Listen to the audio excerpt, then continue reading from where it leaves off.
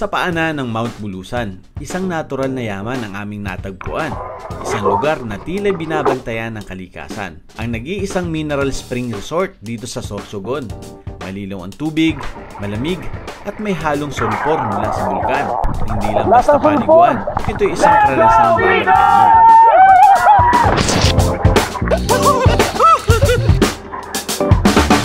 Pagpunta namin dito, kasi dito dumanan, kapatid ko, ako duman sa kabila. Doon sila naliligo sa may dulo. Biglang nawala. Biglang nawala pa? Oo, pinaano namin sa pag-albularyo. Yung taga-hula.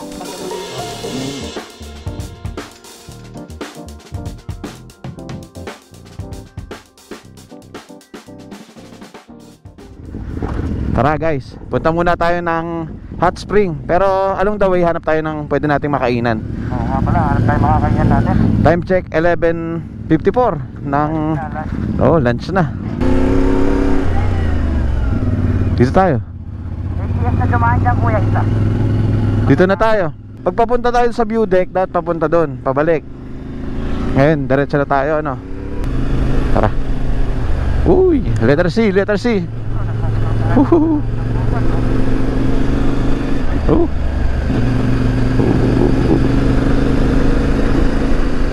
Ganda oh, puro liko-liko. Ayaw mo yung praso lang ang galaw ko. Yan, kahit nagpupoy-poy yan. Ayun yung bulusan paro. Para mas kita natin dito yo. Oh. Oh, umuusok. Hanap tayo ng pwesto na medyo kita natin. Ayun oh, umuusok. Ito. Ayun oh. Mababa lang siya, no? Dito na tayo sa Aerosine. Ito, honey pa rin, no? Pure honey, oh. Talagang may honey dito, no? Nasaan?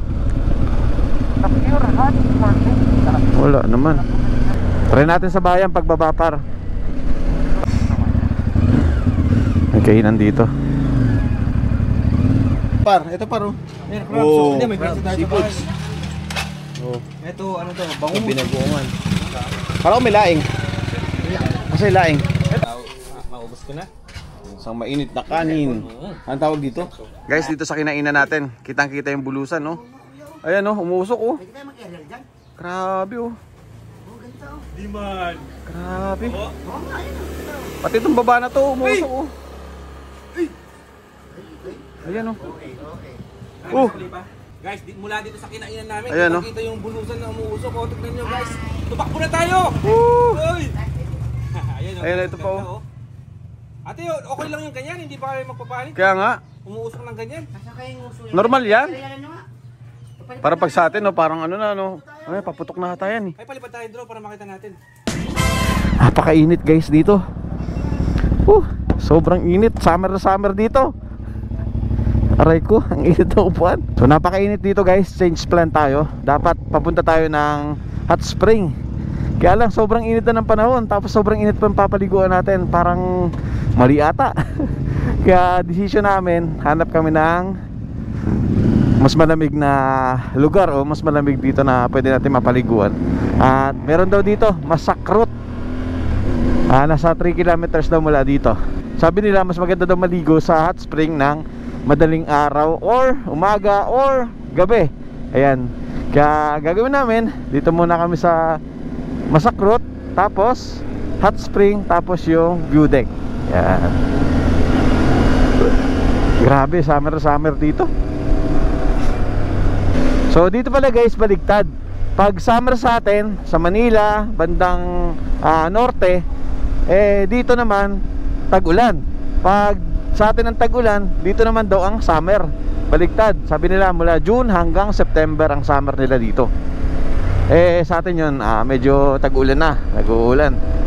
Dito baligtad, napakainit. Ayun na, papunta na kami sa isang cold spring dito. Hanapin lang natin. Tapos may falls din daw dito, eh.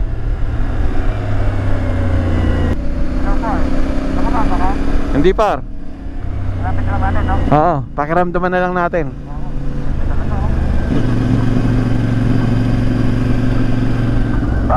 Ang taas ng tuloy dito. Oo, taas oh.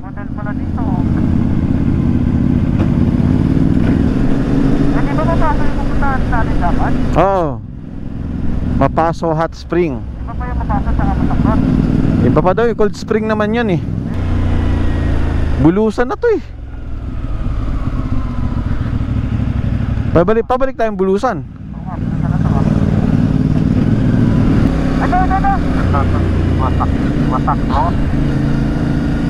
Masakrot Mineral Spring. Ayun. Masakrot Mineral Spring. Aba? Kung ano nga yan ah. Malinis ah.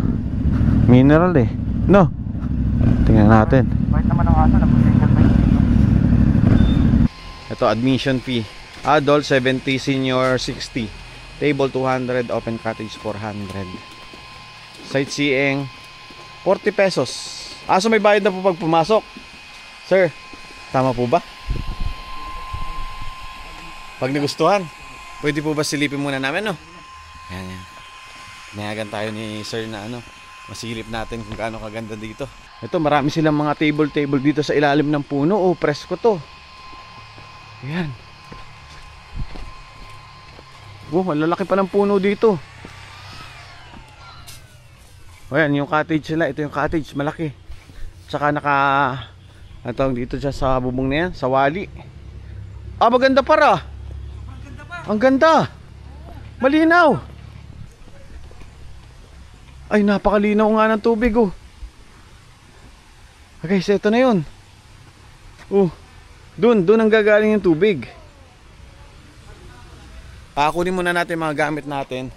Dito tayo. Napakalinaw, tara.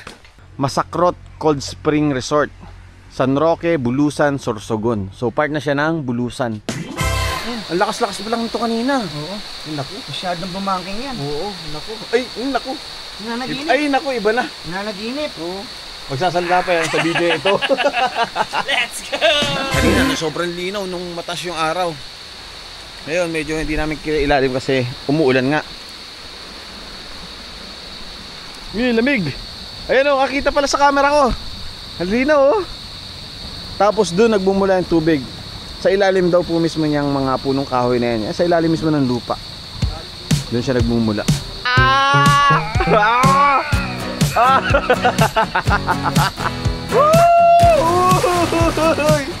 Ang lamig doon.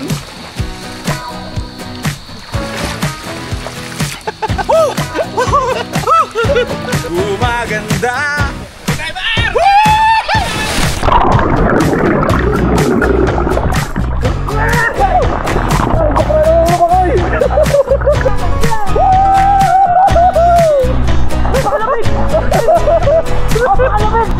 Lasang sulfur.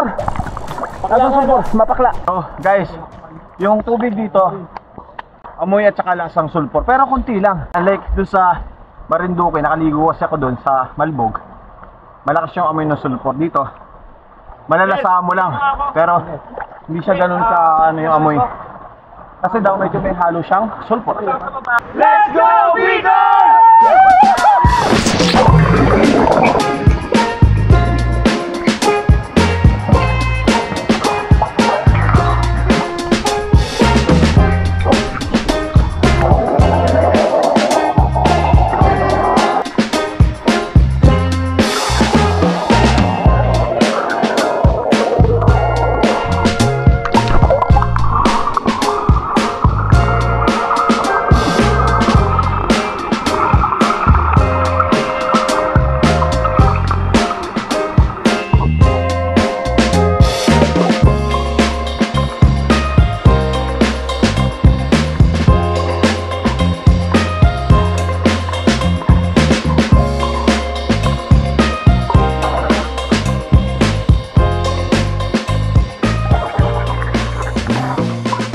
Guys, punta tayo doon sa dulo. Ayun, dito pala nagbumula yung tubig oh. Parang mainit na malamig. Mainit yung ibabaw, pero ilalim malamig. Tapos sa ilalim ng lupa daw yung galing. Ang galing Ito yung mainit. Oh, mainit. Diyan mismo siya galing. Galing bukan. Naghahalo. naghahalo yung init at saka yung lamig. So pwede siyang hot spring tapos cold spring, no? Pero mas lamang yung malamig. Sarap dito ah. Ang dami po palang ganyan dito, ano? Saan po nagmumula yan? Sa Bulusan Volcano. Ito, yung mga ganito, mga hot spring. Nagmumula ito may kasi sa palugtok. nasa panan kami kasi ng bulkan eh, Hirosin, malapit sa bulkan. Opo. Maraming mga Nasipit, spring na palugtok. talagang mga resort dito. Ah. Live ba yan yung mo? Opo, isama natin sa YouTube po. Taga rito po kayo? Opo, taga Hirosin po kami. Irusin. Barangay San Ayun. Julian. Doon po kami galing sa Irusin. At Sardo Barcelona po. Ayun. Barangay San Julian. Opo. Ay sabi po namin na naghanap po kami ng hot spring kaya napakainit doon ngayon. Pag-akit namin biglang umulan. Oo nga. Dito naman, ang lamig umulan, mas lalong malamig. Opo. Ito po mismo. Para mapakla po eh. Para mapakla po parang medyo Ang ibig sabihin ng Hindi sa pagbibiro kasi masakrot, nasanay kayo ibig sa sabihin Manila ng kasi masakrot, doon mapakla. ano eh, halong yung masakrot In daw. Tagalog, ang masakrot, dito kasi pure mineral. masakrot is bukol. Pag tinagalog mo, mapakla. Pag in English mo, sulfur. Ayun, may sulfur kaya parang amoy na medyo lasa. Sulfur nga, pero Bibigyan ko kayo ng story ng masakrot. Ano po pangalan niyo, Nay? sa Maynila Flor. kasi Nanay Flor, ayan. Sa inyo po ito. Oo. Ayun, kanila daw tong lugar na to. Tapos dito si Nanay kumukuha ng tubig na inumin. Mineral daw to. Ano kami, mabuhay pa kami. Ever since po, dyan lang po kayo kumuha ng tubig nyo. Oo, since po. Hindi naman ayaw namin doon sa sa mga gripo kasi. Gripo. Ang source ng gripo dito, minsan hindi maganda. Mga 3 beses yung may kurikong dito, mga 3 beses nagbababad.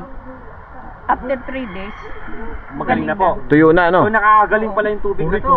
Nakakagaling din. Oo. Bune. Walang nabubuhay dito kahit kahit isda, ulok, yung ulok crabs yun dito sa amin. Ulok crab. Walang nabubuhay dito kasi dahil nga sa 50% sulfur. Si Nanay Flor. Nanay Flor, yes.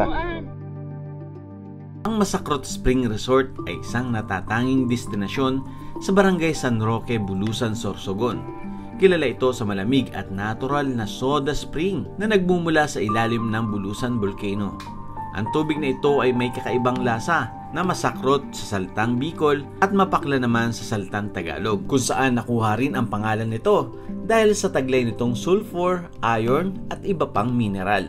Ito rin ang nag-iisang mineral spring sa lugar na napatunayang malinis at ligtas inumin. Ayon sa pagsusuri, ito ay walang bakterya o anumang organismo, kaya ito itinuring na potable drinking water. Ang tubig ay galing sa malalim na underground river na konektado sa bulkan, kaya't puno ito ng natural na sangkap na makabubuti sa ating katawan. Mula sa simpleng bukal, ito ngayon ay isang maayos na resort na may maraming mga swimming pool, picnic cottage at natural na tanawin na paborito ng mga bisita. Marami ang naniniwala na nakatutulong ito sa pagginhawa ng katawan at tunay na isang yaman ng kalikasan na dapat pangalagaan at ipagmalaki. Titingnan lang po namin ito. Masarap yan. Kasi uminom na ako sa Marinduque ng ganito. Oh, iinom ka dyan. O par. Okay na po, ibaba ko yung paa. Ayan. Pwede Inom daw tayo. inumin to. Ayan, Kasi sa Marinduque, uminom din ako. Mas matapang pa yung sulfur Ay, nito. sige po. Ingat sir. Ay, ingat po. Ayan, iinom si Jericho. Oh. Thank you, Lord. Ano Lasa lasa? sulfur nga. Oh. Oh. Ako din, siyempre. Sa Marinduque, sinabihan kami, pag may kabag ka, medyo masakit yan mo, uminom ka nito, at least isang baso, gagaling. Oh. Oo. Pero konti lang inumin mo muna, baka hindi ka masanay, baka sumakit yung tiyan mo. Sarap. Hindi mo naman inunom eh. Di ba? Hindi. Scripted. Kailangan. Hindi, ano lang, konti lang. Tikman mo lang, par. Yung wag yung baka hindi ka pa sanay. Guys, ito, galing sa bulkan yung tubig na to. May sulfur daw, nakakagaling. Tignan natin. Lasang bato. Ibang lasa no? Lasang bato. Parang tubig alat na may tabang. Parang lasang bato. Bato na buhay. Ganun talaga yun. Ganun Sulfur talaga yan, sulfur. Hindi ba ako makakasakit yan, Hindi. par? Hindi yan. So, lasang sulfur talaga siya. Katulad nung sa Marinduque. Meron din kasi kaming ganyan sa Marinduque. Yung malbog, ito yung may video ako nun guys. Ito. Yan. Panoorin nyo yan. Napakaganda rin ng history niyan. Mas matapang nga lang yung sulfur nun. Nakakagaling yon. Sakit sa balat. Ano pa? Yun, pag ininom mo, sakit sa tiyan, mga kabag. So wala nang ulan. Kaya kitang-kita mo na ilalim mo. Malalim yan. 7 to 8 feet, ganun. O ano par? Saan? Baka ano na yan? May naliligo? Ito mas lamang yung lamig. At saka pala dito, ito yung pinakang mineral. Doon pala sa iba, hindi naiinom yung tubig. Yung mga hot spring dito. Kasi sinarangan nila dito para matrap yung tubig. Para mas dumami yung tubig dito. Mas lumalim. Saan kaya papunta itong tubig na to? Yun sa falls siguro, no? May falls daw, di ba? Ayan, binigyan tayo ni nanay ng history ng Masakrot. Nito. Si Nanay Flor. Anong Si Nanay Flor is isang retired teacher. Kaya mahaba ang buhay ni nanay ay dahil hindi magagalitin, hindi nagagalit at hindi nai-stress. Napakaswerte naman po ng asawa Diba? nyo. Wala pong high blood, walang sugar. Wow. Wow. Walang lahat. Wala lahat. Ang sekreto, Normal. hindi na-stress at Masakrot. hindi nagagalit at Ang Masakrot sekreto yun, Spring. walang stress at saka masakrot spring. Oh. May kaibigan ako na pare, si Father Apal. Opo. Kininto ko ang history ng Masakrot at saka dati sabi ko may mga nagpapakita dyan na minsan nakaputi, gabi, minsan may naliligo na hating gabi, hindi niya alam. Pag pinuntahan namin, biglang nawawala, hindi naman umakyat. Kaya ang ginawa ng pare, pinaglisan ito. Kinabless na po. Pinaglisan. Anong year po yun yung may mga engkanto dito? Yung bago pa lang ito. Mga 1980s po? Hindi, yung pa, mga 1970s. 70s? Kung ano, Parang may nakita po akong isa kanina eh. Ito. minsan, ang totoo, nang hindi pa ito nabiblisan, sabi ng kapatid ko na nabubuhay pa, ginising ako. May naliligo, kasi ang bahay namin nandyan lang yun. Nung araw po. Noong araw. Parang bahay ko bulang. Sabi ko, may naliligo, natawanan pa. Sabi ko, puntahan natin kasi mga hating gabi na. Dito. Pagpunta namin dito, kasi dito dumanan, kapatid ko, ako duman sa kabila, doon sila naliligo sa may dulo. Walang umakyat, biglang nawala. Bigla nawala po yun. Oo, pinaano namin sa albularyo, yung taga-hula, baga manguhula. Ano daw yung mga inkanto. Ang wag ko naniniwala kami inkanto. Basta ako naniwala kay experience. Pero ngayon wala na po, no? Wala na. Kasi lablisa na ito. Nabless na. Di naman po pinatuloy yung mga puno eh. Gusto lang po nila wag sirain yung mga ano nila. Oo. Huwag sirain. Oo nga, kasi ang daming po. Ito po na inabuhal to yung bagyo lang. Oo, Akasya. ano ba yun, bagyo na malakas.